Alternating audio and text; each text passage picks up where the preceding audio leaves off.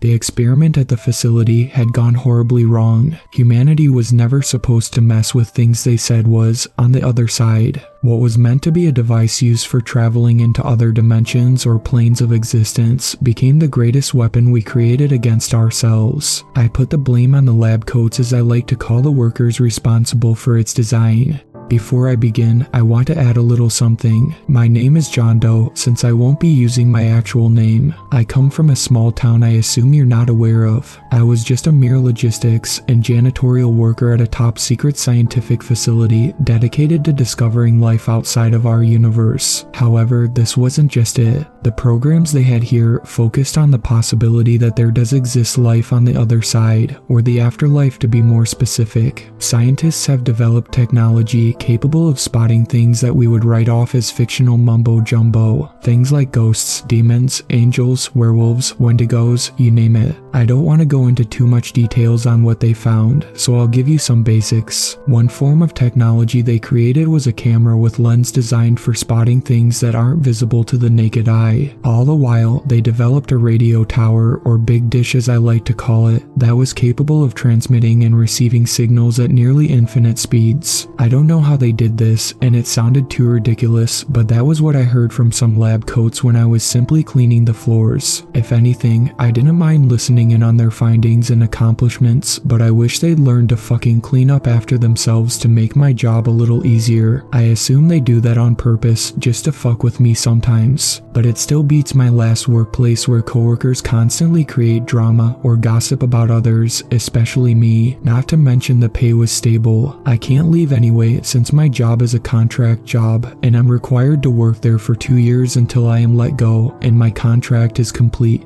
But I was happy of the fact that I was receiving hourly pay as well as $10,000 upon completion of contract, so yeah. Right now, I'm currently not working there anymore. The facility had shut down over a month ago. All the staff, including myself, were let go following the incident. I wouldn't go back there, and we were forced to leave the town. Yes, the entire town was heavily affected by this. God rest the souls of those who perished during the incident or didn't make it out of there. So, where do I start? During a particular day where I was performing logistics work when the delivery trucks for supplies came in, as usual, I would check everything that comes in and see if there are any discrepancies or damages to the delivered items. Thankfully, they were all okay, but as I was about to start putting them away along with a few other colleagues, John Doe, someone said, calling my name. I turned to see who it was, and I was surprised. I didn't think a high-ranked military official would get involved in the program. Maybe the military took interest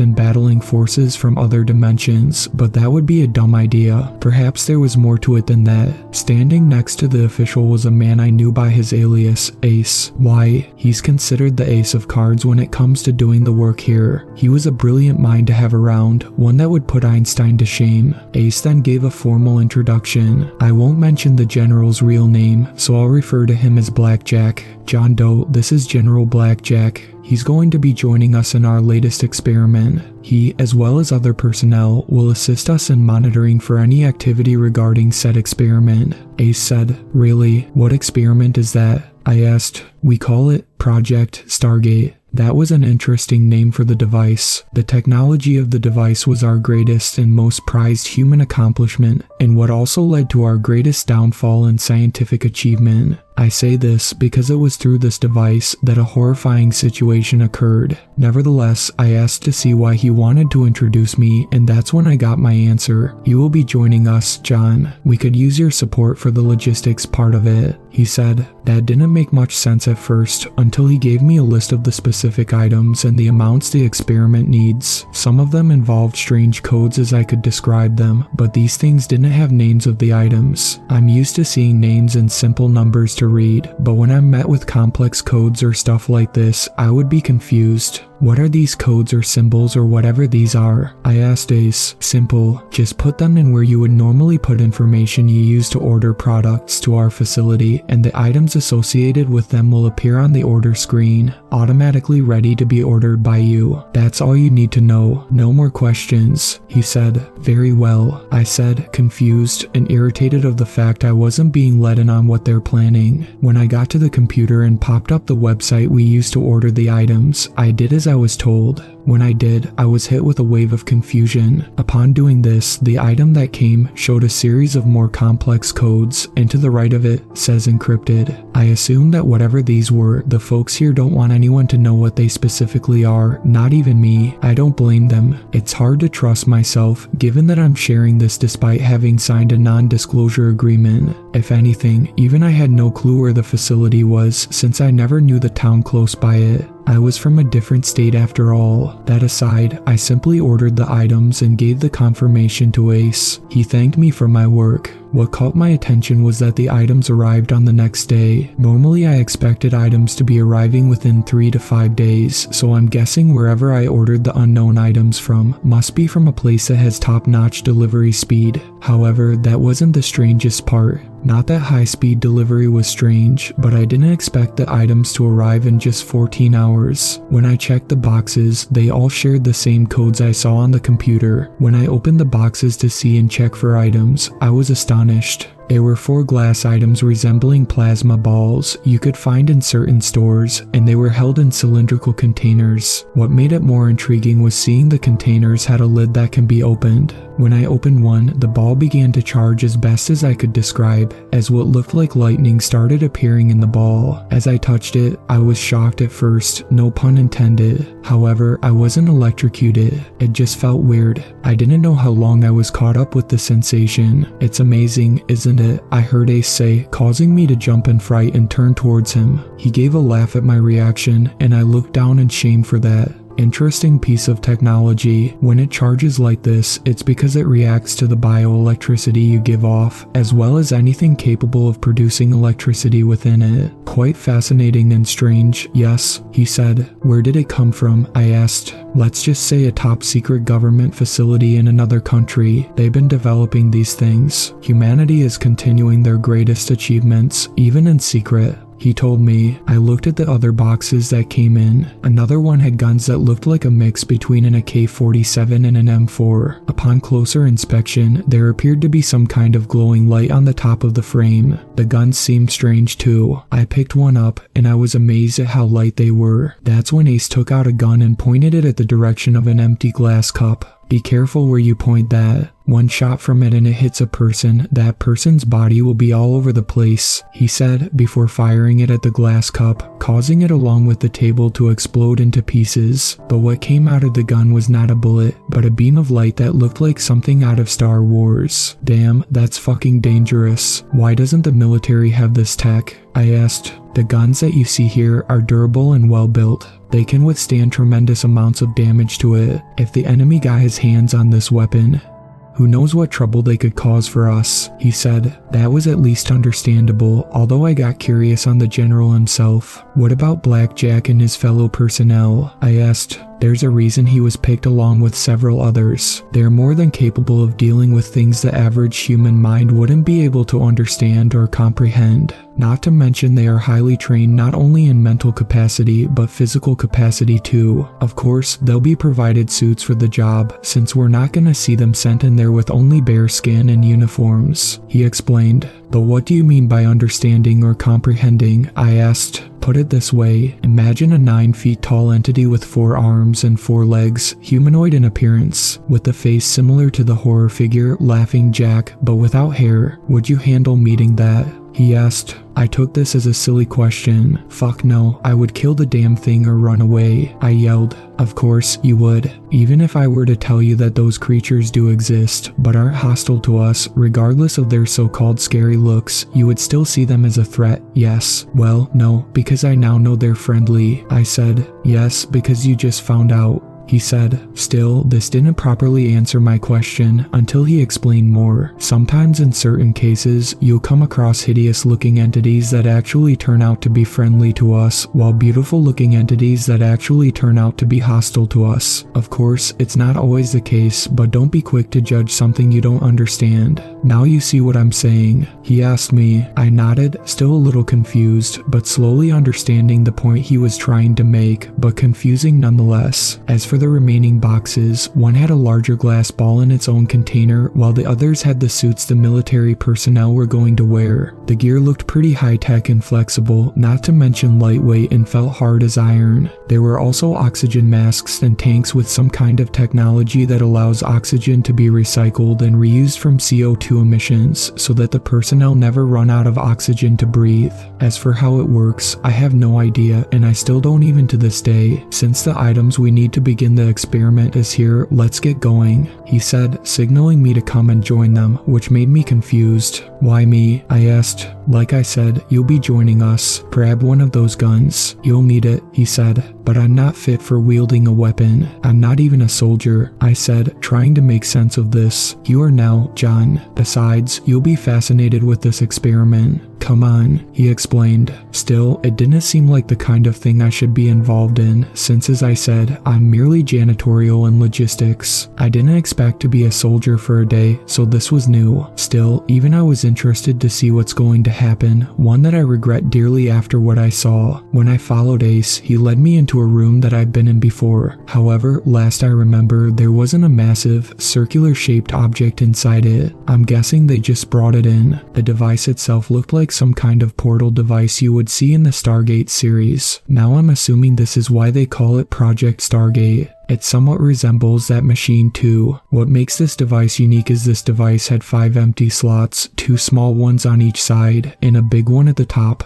It's clear these slots are where those glass balls are going on. This is it, John. This is Project Stargate. It's going to be ready soon in an hour. When that does, we will be prepared to witness humanity's greatest invention come to life. We'll be able to learn more and perhaps communicate with beings from different dimensions, provided they're not hostile, Ace told me. I admit, I was surprised to see the device myself. It was big, probably about 20 feet in length and width. You and the rest of your colleagues bring the supplies here. We'll get the military suited up and the device ready, Ace explained. So I went back to the supply room to get the stuff. I admit, I was feeling nervous about this, mostly because of my fear of the unknown. We don't know what we would meet with or encounter on the other side of the portal. If it really is meant to open portals to dimensions or other planes of existence, I wouldn't like the idea of inviting extraterrestrials or demonic spirits in our world. Nevertheless, I continued to participate as I let my curiosity get the better of me. After an hour had passed and the supplies were brought in, everything was in its place. The orbs were set in the slots, the military suited up, and everyone along with the military, including myself, were all equipped with weapons. The reason for this is because in case the military doesn't make it back from whatever world they're sent to cross over to, and the inhabitants cross into the portal and are a threat to us, we're specifically told to protect this facility, soldier or not.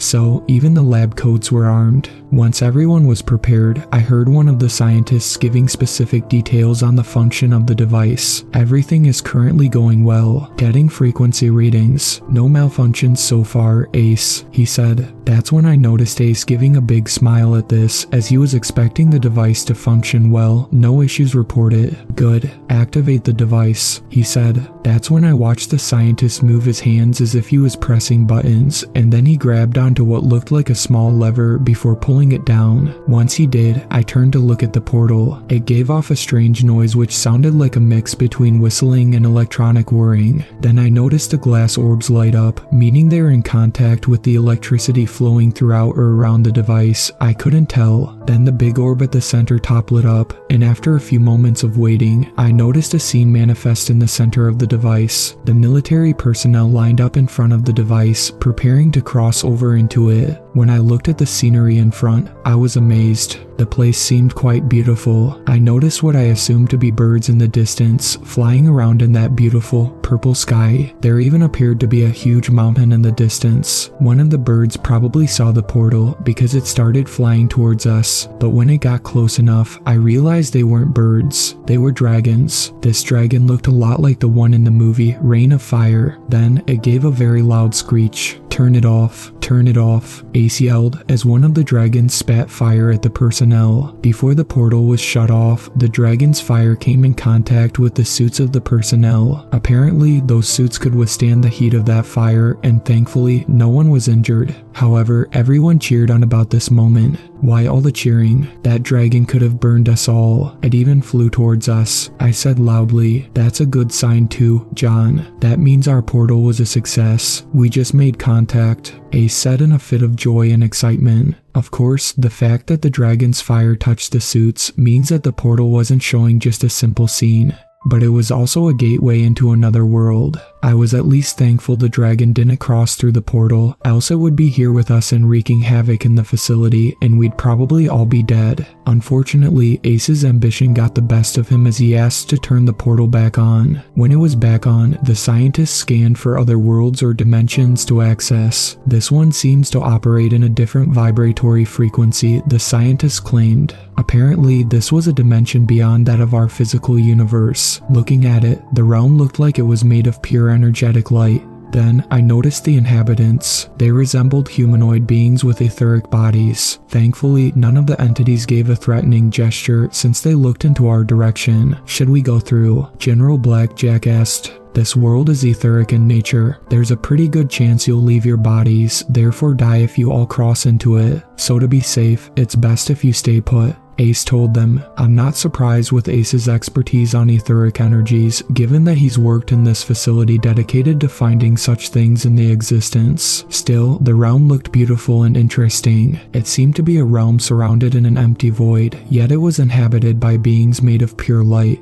"Proceed to scan for more worlds," Ace said. "I was bummed out when we lost sight of that plane. I can only wish to join those inhabitants after I die, even though that sounds ridiculous." Once the next scan finished, we noticed a new world that was strange. This world looked like ours, but it was black and white in color. It was like staring at an old vintage movie back in the 1930s. Strangest of all was seeing the inhabitants in the distance. "Are we able to cross into it?" General Blackjack asked. Unlike the previous one, scans showed this one is stable, so yes, the scientist claimed. Once he got the approval, he and the military walked through the portal and began walking on that world. That's when I saw the inhabitants looking directly at them. I jumped slightly in shock when I noticed one of those inhabitants appear quickly in front of the portal from the side. It reached its arm out in an attempt to touch the portal, only that its hand went through. From what I observed even at a distance, this thing resembled Slenderman given its features. The only exception was the height, that being 4 to 5 feet as I could describe.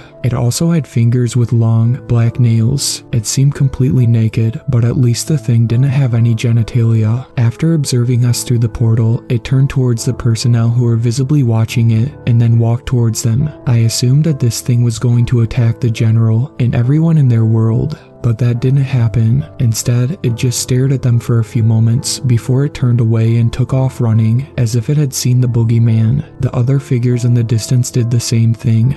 Choosing not to interact with the personnel, General Blackjack, "Can you still hear us?" Ace asked through the speaker. "Yes, we can, thank goodness. Luckily there was still sound to be heard from you, else I wouldn't be talking to you right now," General Blackjack claimed. "The guys who made those suits are geniuses. The communications system in your suit can still keep in connection with us despite being in the new world. Now come back in," Ace said with a smile. The general and all the personnel came back. Their suits were checked for any substances from that world, but there was nothing. "Let's do one final look into another world before we cease our experiment," Ace claimed. If there was one more thing I could give credit to Ace for, he was spot on when he said this was our final look. This is because it was at this moment that things turned grim. When the scientists began a scan and found a new world, we were met with a hazy, smoky scene. For some reason, we couldn't see anything, but that wasn't the worrying part. What followed next was a series of loud, screeching sounds, followed by guttural roars and howling noises that I've never heard in all my years. I grew up in a small town where I would hear wolves howling at certain times of the night. This howling sound was new, let alone extremely awful. All these sounds from it made my skin crawl with pure terror. "I don't like that noise. I'll find another world," the scientist anxiously stated before beginning a new scan. I was thankful that the noises were gone. We found another world which probably wouldn't be any better if the device stayed on it. There appeared to be skyscrapers, and the entire city seemed as though we were staring into the future or perhaps an alien civilization. However, this lasted for only several moments, because after that, this is where the horror began. The world disappeared, and after hearing what the scientists said next, a cold grip of terror got me. The device, something must be controlling it. It's taking us back to the previous world we just left. Everyone in the facility, even I myself, became anxious and horrified. I assumed that whatever was in that world must have noticed the portal we made to access its world and decided to force us back to it. When we were brought back, those horrifying sounds returned. To add to the horror, a figure walked through the portal. This thing was horrifying. It looked like an unholy mix between a werewolf and a wendigo. It had antlers on the top of its head, with long, black tusks protruding from its mouth, while the body looked fleshy and furry, and its eyes bloodshot with a yellow iris and crimson pupils. Then, it gave off a horrible, guttural howl. Other hideous creatures, different in sizes and appearances, came through the portal. The hideous, wolf-looking entity slashed at one of the soldiers, causing his suit to be ripped apart with ease. "Open fire," General Blackjack screamed. We all shot at the creatures. They were taking damages from the shots, but this didn't seem to drive them back, nor cause their bodies to explode. These things were resilient. They got angry and started lunging around, attacking anyone else nearby. "John, get the fuck out of here. We'll hold them off. The rest of you, go." Blackjack told me. I nodded and ran as fast as I could. I heard loud footsteps coming toward me with the sound of its guttural roar, telling me that one of the creatures is chasing me down. The thing stopped when I heard it screech in pain. I turned to look, and I could see Ace lying with his gun pointed at the pursuing creature's direction. "John, there's a lever at the opening to the facility. Pull it down before you leave. This will keep these things from getting out. Go now," Ace told me before the creature decided to target him for his transgression, leaving me alone. This gave me the opportunity to get away from the room as I shut the door tight and made sure it was locked, hoping it would buy me some time. I suspect these things would know how to break it down, since they are intelligent enough to cause the device to return the portal back to their world. My suspicions were confirmed when one of the small entities knocked the door down and came out. I saw it turn towards me and it gave chase. Luckily, it wasn't fast enough so I could run from it. The alarm kicked off. Warning, unidentified breach in Sector 2A. Repeat, unidentified breach in Sector 2A. When I got through the facility lobby, some of the workers started prepping to leave the facility. They saw me running, followed by the small creature that was looking at them. The workers all ran in fear. I was lucky that the creature didn't jump up to attack me because it jumped to the wall and lunged at one of the workers. Poor guy wasn't quick enough to get away as that thing kept mauling him alive. I couldn't stay to help him, so I kept running. When I finally got to the exit, another creature came bursting through the lobby. It was that hideous wolf-like entity. It had its eyes locked onto me. Luckily, I was in reach of the lever, so I grabbed onto it and pulled it down. Sadly, a few other scientists that were in the lobby couldn't make it out in time. I saw the facility's large emergency door, which looked like a metal hangar door, slide from right to left at a very fast pace. I was able to jump out, with the emergency door missing my feet by a few inches. Myself, along with 2 logistics colleagues and 3 lab coats, were the only ones who made it out. I felt sorry for those who didn't make it. Godspeed to those who might still be alive down there. After a couple of days, we were notified by our local news of a mass outbreak of some unknown virus from that facility, and nearby residents along with myself were ordered to evacuate immediately. Now, that place is nothing more than a ghost town. There's no one living there. As for me, I'm currently in a city I'm not going to disclose. I don't want anyone coming to my door and talking to me about this. I'd rather just post it on some random website than do a debriefing or interview. I was also told that I was released from duty, and the organization I worked for declared my contract fulfilled and deposited the $10,000 into my bank along with my paycheck. So why am I telling you this now? Well, it's because after about a month, I received a call from one of the lab coats. specifically the one that did the scans. I didn't know how he got a hold of my phone number, but I assumed someone told him or he got hold of my application records. I was surprised he was one of the 3 lab coats that made it out, but I didn't pay attention, probably because I was more worried with saving my skin than seeing his face. I asked him about the facility's condition, and luckily the entire place itself was designed and modified to be tougher than tungsten, so there's no way those things are getting out, at least I hope. I can only hope that they don't find a way out too and reach the surface of our world. When I asked what happened to the device, he told me that he had no clue, but the device gave a set of numbers on the screen that was associated with that horrifying world, indicating that the world had a specific frequency. When I asked what numbers the frequency held, I got a bone-chilling answer. He told me 666.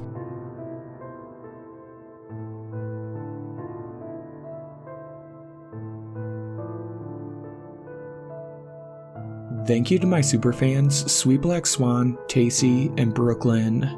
I really appreciate you guys supporting my channel, and I look forward to making more content for everyone.